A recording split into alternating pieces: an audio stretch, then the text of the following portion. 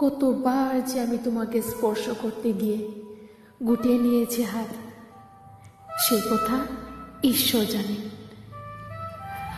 তোমাকে ভালোবাসার কথা বলতে গিয়েও কতবার যে আমি সে কথা বলিনি, সে কথা আমার ঈশ্বর জানেন। তোমার হাতে মৃদু কড়া শব্দ শুনে জেগে উঠবার জন্য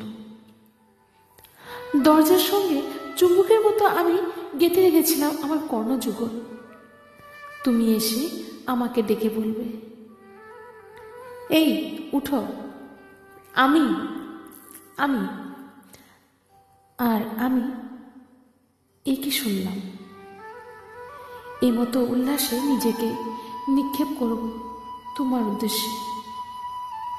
কতবার যে এরকম একটি দৃশ্যের কথা আমি মনে মনে কল্পনা করেছি, সে কথা আমার ঈশ্বর জানে। আমার চুল পেকেছে তোমার জন্য, আমার গায়ে জ্বর এসেছে তোমার জন্য। আমার ঈশ্বর জানে আমার মৃত্যু হবে তোমার জন্য।